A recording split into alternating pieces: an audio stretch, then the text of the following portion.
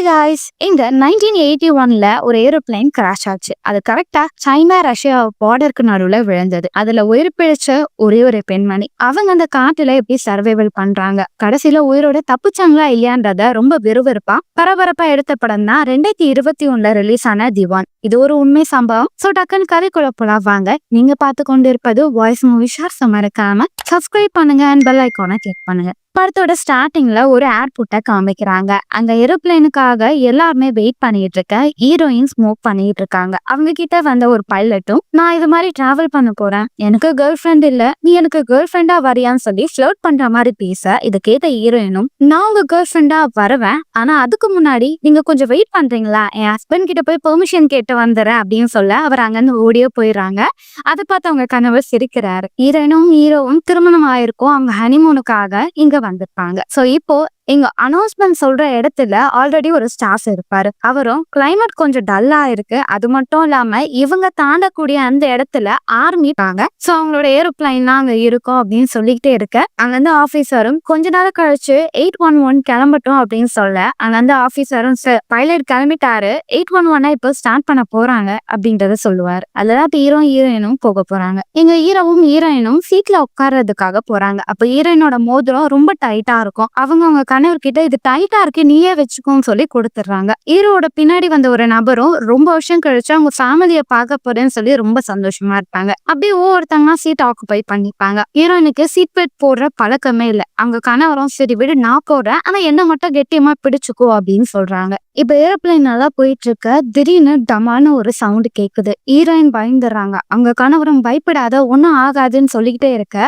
இப்போ அந்த இடமே அப்படியே வெடிஞ்சு சதுறது. ஹீரோயின் சீட் பெல்ட் போடாதனால அவங்க உருண்டு உருண்டு கீழே விழுகுறாங்க. ஆனா ஹீரோ அவங்க கையை பிடிச்சுக்கிறாங்க. கவலைப்படாத, உனக்கு ஒன்னும் ஆகாதுன்னு சொல்லிக்கிட்டே இருக்க, ஹீரோ இருந்த அந்த பாட்டும் ஹீரோயின் இருக்கிற அந்த பாட்டும் அப்படியே ரெண்டா உடஞ்சி ஒவ்வொரு பக்கமா உடஞ்சி செதறி கீழே விழுக ஆரம்பிக்குது. ஹீரோயினுக்கு என்ன பண்றதுன்னே தெரியல. அவங்க இருக்கிற அந்த பாட் மட்டும் கீழே முழுசா இறங்க ஆரம்பிக்குது. வேகமா அவங்க சீட்ல உட்கார்ந்து சீட் பெல்ட் போட்டுக்கிறாங்க, கத்துறாங்க. இங்க இந்த படத்தோட பேரை திவான் அப்படின்னு சொல்லி ஆரம்பிக்கிறாங்க. இப்ப பாஸ்ட்ல நடந்த விஷயத்த காமிக்கிறாங்க. ஹீரோயின் அவங்க ஹையர் ஸ்டடீஸ்க்காக வேற ஒரு நாட்டுக்கு போயிருப்பாங்க. படிச்சு முடிச்ச அவங்க சொந்த நாட்டுக்கு திரும்பி வர ஹீரோ அவங்களுக்காக வெயிட் பண்ணுவாரு, ஃபிளவரை கொடுப்பாரு. ஹீரோயினும் இன்னும் என் ஞாபகத்தோட இருக்கியா அப்படின்னு சொல்லி கேட்பாங்க. ஹீரோயினும் சின்ன வயசுல இருந்து லவ் பண்ணுவாங்க. இப்ப ஹீரோயினுக்கு ஒரு 18 வயசு இருக்கும். ஹீரோவும் ஹீரோயினா அவங்க வீட்டுக்கு கார்ல கூட்டிட்டு போவாங்க. என்னடா கார்லாம் வச்சிருக்க, ஏதாவது ட்ரக் டீலிங் பிசினஸ் பண்றியா, பணம் கொட்டுது போல அப்படின்னு சொல்ல, அப்பெல்லாம் இல்ல, என்னோட அம்மா எனக்கு கிஃப்ட் பண்ணாங்க அப்படின்றத சொல்றாரு. ஹீரோ ரொம்ப பணக்கார வீட்டு பையன், ஆனா heroine middle class family. Heroine இப்ப வீட்டுக்கு போறாங்க. அவங்களுக்கு ஒரு தயக்கமா இருக்கு. நான் எனக்கு வீட்டுக்கு போல, நம்ம எப்பவுமே போற இடத்துக்கு என்ன கூட்டிட்டு போன்னு சொல்ல ஒரு முட்டை மாடிக்கு வராங்க. அங்க நிறைய புறா இருக்கு. அதெல்லாம் ஹீரோயின் பாத்துக்கிட்டே இருக்க, நாலாவது அப்போ இங்க வேற என்ன பொண்ணை கூட்டிட்டு வந்த அப்படின்னு கேக்குறாங்க. ஹீரோ இல்லவே இல்லைன்னு சொல்ல, சரி உனக்கு தான் தெரியும்ல நான் என்ன சிகரெட் பிடிப்பேன்னு, அதை எனக்காக வாங்கிட்டு வான்னு சொல்ல ஹீரோ அதோட சேர்த்து ஒரு வைனையும் வாங்கிட்டு வராரு. ஹீரோயின் கிட்ட ப்ரப்போஸ் பண்ண ரெடியா இருக்காரு. வந்து பார்த்தா ஹீரோயின் மேல வந்து குதிக்க ரெடியா இருக்காங்க. ஹீரோ காப்பாத்திடுறாரு.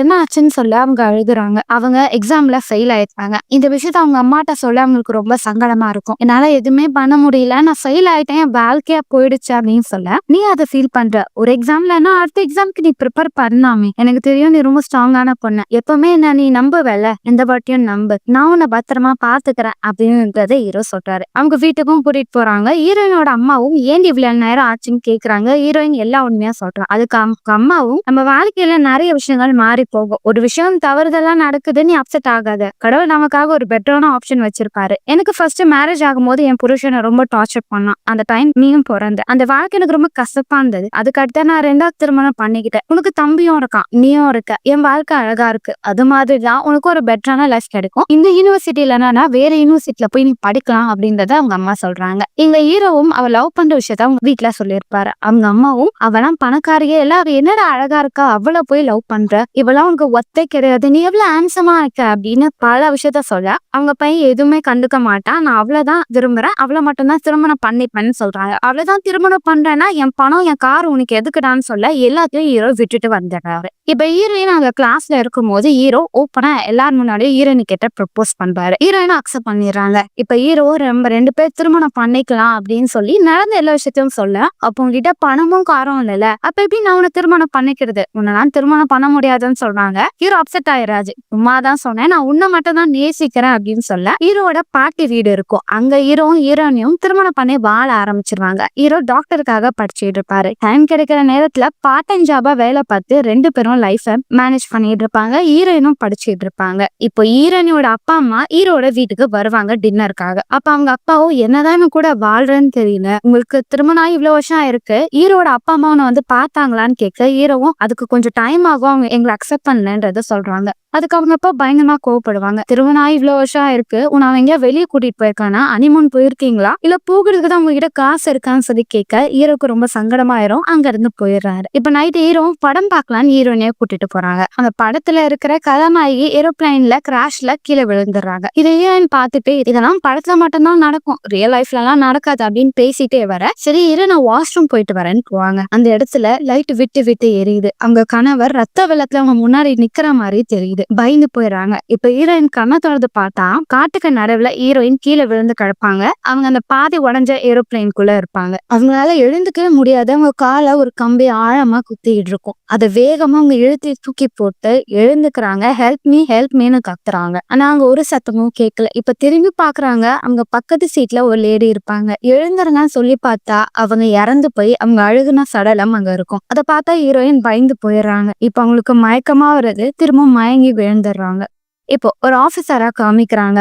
அவருக்கு அவரோட சீனியர் ஆபீசர் கால் பண்றாரு. ஒரு கான்பிடென்ஷியலான விஷயம், ஒரு ஏரோப்ளைன் கிராஷ் ஆச்சு, அது சைனா பார்டருக்கு கிட்ட இருக்கு, நீ போய் அந்த டேட்டாவை கலெக்ட் பண்ணணும் அப்படின்னு சொல்ல, அதை கேட்ட ஆபீசரும் ஒரு டீமையே அரேஞ்ச் பண்ணி அங்க என்ன நடந்ததுன்ற டேட்டாவை கலெக்ட் பண்ண பாக்குறாரு. அதே நேரம் நீங்க ஹீரோனோட அம்மாவுக்கு ஒரு லெட்டர் வந்திருக்கும். அவங்க பொண்ணு அவங்களுக்கு ஒரு கார் ஆக்சிடென்ட் ஆயிடுச்சுன்னு உடனே அவங்க ஏர்போர்ட்டுக்கு போறாங்க. அங்க வந்து ஹையர் ஆபீசர் கிட்ட பேசுறாங்க. என் பொண்ணு ஏரோப்ளைன்ல தான் போனா, அவளுக்கு எப்படி கார் ஆக்சிடென்ட் ஆச்சு நீங்க சொன்னீங்க, உண்மை என்னவோ அதை சொல்லுங்க, என்கிட்ட மறைக்காதீங்க, என் பொண்ணு உயிரோட இருக்காளா இல்லையான்னு கேட்க, அங்கதான் ஒரு சீனியர் ஸ்டாஃபும் இப்ப எங்களால உங்ககிட்ட ஒண்ணுமே சொல்ல முடியாது, நீங்க உங்க வீட்டுக்கே போங்க, எல்லா இன்ஃபர்மேஷனும் உங்ககிட்ட சொல்லுவாங்க அப்படி சொல்றாங்க. எங்க ஆபீசர்லாம் சேர்ந்து சைனாக்கு பார்டர்ல ஏதாவது டீட்டெயில் கிடைக்குதான்னு செக் பண்ண ஹெலிகாப்டரோட வருவாங்க. அப்ப ஹீரோயினும் சத்தம் கேக்குதுன்னு எழுந்துப்பாங்க.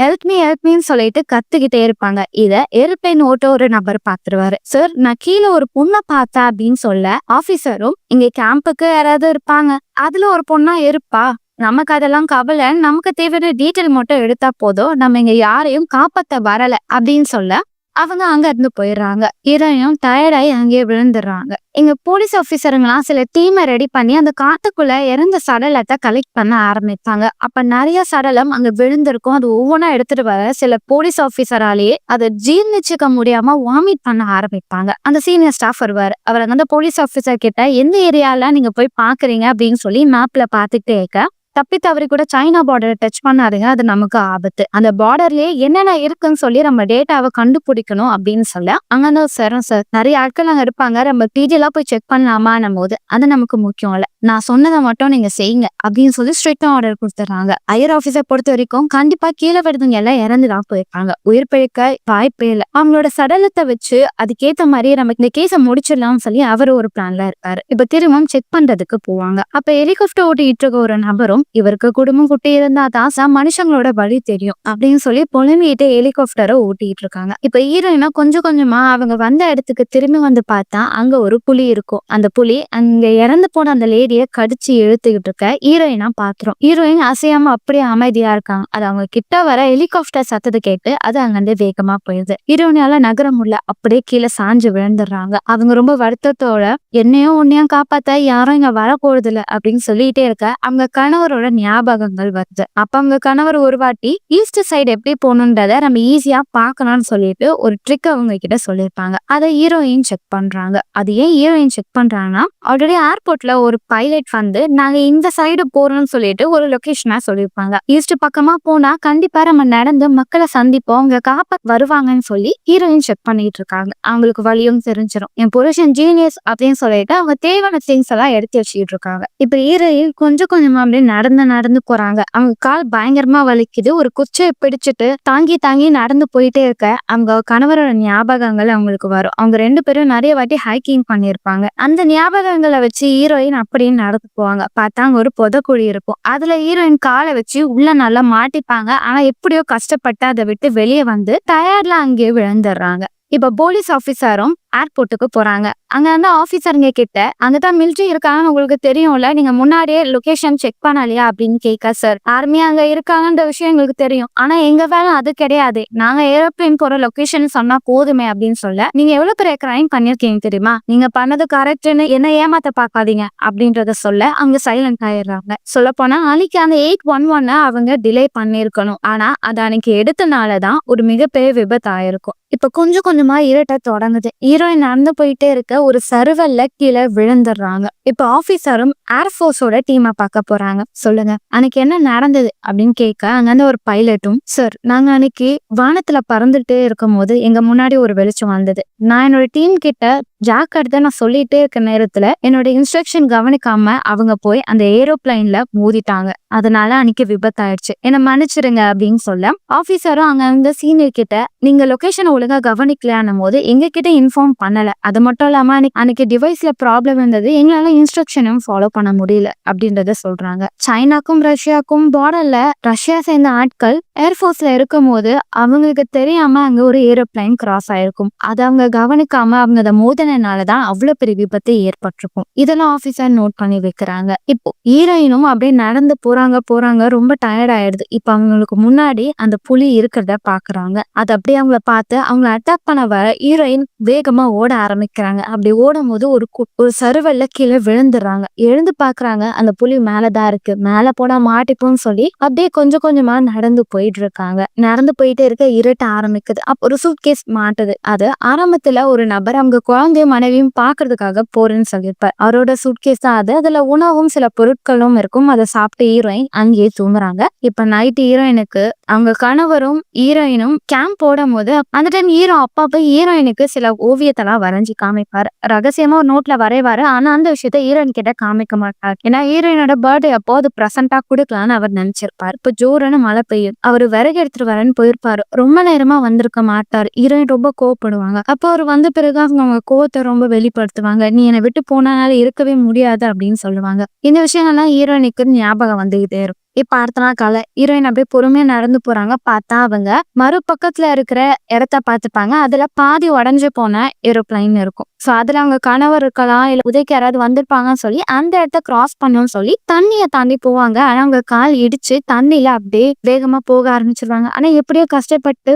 தப்பிச்சு மறுபக்கம் வந்துடுறாங்க. வந்து அவங்களும் பாக்குறாங்க அங்க ஒரு எமர்ஜென்சி கன் இருக்கும். அதை வேகமா ஷூட் பண்றாங்க. ஆனா அந்த சவுண்ட் கேட்டு யாரும் வரல. இப்ப அவங்களுக்கு கொஞ்சம் கொஞ்சமா குளிர ஆரம்பிக்குது. அங்க வேற எந்த ஒரு பொருளும் இல்ல. அப்படியே கொஞ்சம் கொஞ்சமா நடந்து போறாங்க. அதே இடத்துல இங்க ஆபீசரை காமிக்கிறாங்க. ஹையர் ஆபீசரும் அங்க போலீஸ் ஆபீசரும் ஆல்ரெடி இந்த ஃபைலை க்ளோஸ் பண்ணிருப்பாங்க. ஃபைனலா அது ஒரு தடவை பாக்குறாங்க. அதுல அவங்க என்ன சொல்லிருப்பாங்கன்னா இந்த விபத்துல எல்லாம் இறந்திருக்காங்கன்னு சொல்லி மேலோட்டமாவே முடிச்சிருப்பாங்க. அப்ப அங்க போலீஸ் ஆபீசரும், சார் நம்ம பண்றது கரெக்ட் தானா அப்படின்னு கேட்க, நம்ம என்னதான் உண்மையை கண்டுபிடிச்சாலும் அதுல இருக்கிற குறையதான் எல்லாம் கண்டுபிடிப்பாங்க. அதே நேரத்துல இங்க ஹீரோயினோட அம்மாக்கு டிக்கெட் கிடைச்சிருக்கும். அவங்க பொண்ணு போக வேண்டிய அந்த இடத்துல போய் ஹீரோயினை செக் பண்ணலாம்னு சொல்லிட்டு ரெடியா வெயிட் பண்ணுவாங்க. ஆனா ஃபிளைட் டிலே ஆயிருக்கும்.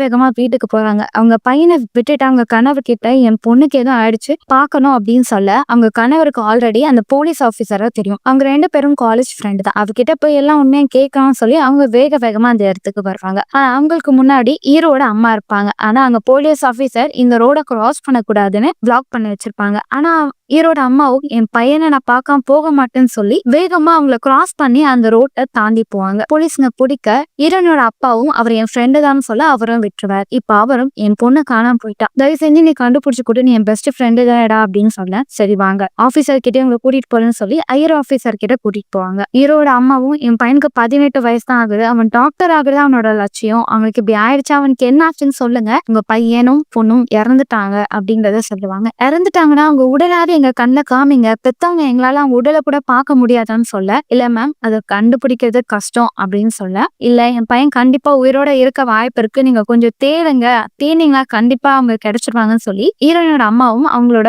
பசங்களோட மேரேஜ் போட்டோ காமிப்பாங்க. ப்ளீஸ் கண்டுபிடிங்கன்னு சொல்லுவாங்க. போலீஸ் ஆபீசரும் ஹையர் ஆபீசர் கிட்ட, சார் ஞாபகம் இருக்கா அன்னைக்கு நம்ம ஹெலிகாப்டர்ல போகும்போது சைனா பார்டர்ல ஒரு பொண்ணு இருந்தா, நம்ம கூட அவ கேம்ப் போட்டு அங்க இருக்கான்னு நினைச்சோமே, கண்டிப்பா அந்த பொண்ணு கேம்ப்காக அங்க இல்ல, இவங்களோட பொண்ணா தான் இருப்பான்னு நினைக்கிறேன், வாங்க சார் அவளை கண்டுபிடிச்சிடலாம்னு சொல்ல இவங்க 2 பேரும் வேக வேகமா ஹெலிகாப்டர் எடுத்துட்டு அங்க போறாங்க. அதே இடத்துல இங்க ஹீரோயினை காமிக்கிறாங்க. பயங்கரமா குளிர ஆரம்பிக்குது. அவங்களால ஒண்ணுமே பண்ண முடியல. அவங்க கிட்ட இருந்த லைட்டரும் வேலைக்கு ஆகல. செத்துலாம் சொல்லி ஒரு கவரை எடுத்து முகத்துல மூடி வச்சுக்கிறாங்க. அப்பதான் பாக்குறாங்க அந்த மரத்துக்கு மேல ஒரு பேக் இருக்கு. அது அவங்க கணவரோட பேக். அந்த பேக்ல ஒரு புக் இருக்கு. அதுல அவங்க இவங்கள வரைஞ்சு வச்ச ஓவியங்கள்லாம் இருக்கு. அதை பார்த்து அவங்க ரொம்ப எமோஷனல் ஆகுறாங்க. ஜோரன் மழை பெய்ய ஆரம்பிக்குது. அப்படியே பொறுமையா நடந்து போறாங்க. இப்ப பார்த்தா ஒரு பள்ளத்துல அவங்க கணவரோட சடலம் இருக்கும். ஆனா அவங்களுக்கு அது சடலமா தெரியாது. அவங்க கணவர் உயிருக்கு போராடிக்கிட்டு இருக்க மாதிரி தெரியும். வேக வேகமா அவங்க கிட்ட இருந்த மோதிரத்தை அவங்க கணவரோட கையில போடுறாங்க. கவலைப்படாத, இங்க இருந்து நம்ம தப்பிச்சிருவோம், கண்டிப்பா நம்மள தேடி ஆட்கள் வருவாங்கன்றத அவங்க கணவர் சொல்றாங்க. அவங்க வர வரைக்கும் நான் உன் மேல சாஞ்சு தூங்கிக்கிறேன் அப்படின்னு சொல்லி தூங்குறாங்க. ஆனா தந்து பாக்குறாங்க அவங்க கணவரோட சடலம் அது. அவங்க ஏத்துட்டு தான் ஆகணும், வேற வழி அவங்களுக்கு இல்ல.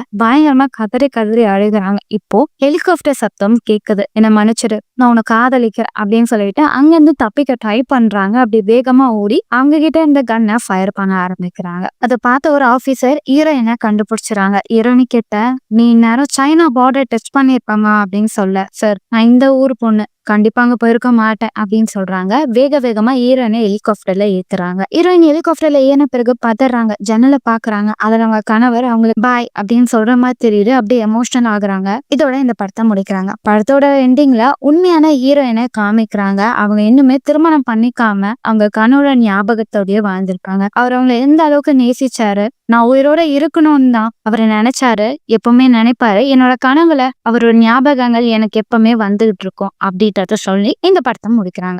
எப்படின்னு மக்களே படம் உங்களுக்கு பிடிச்சிருக்கும்னு நினைக்கிறேன். உங்க ஃப்ரெண்ட்ஸ் அண்ட் ஃபேமிலிக்கு இந்த படத்தை ஷேர் பண்ணுங்க. அடுத்த ஒரு சுவாரஸ்யமான படத்தை நான் உங்களை சந்திக்க வரேன். Until then, bye bye.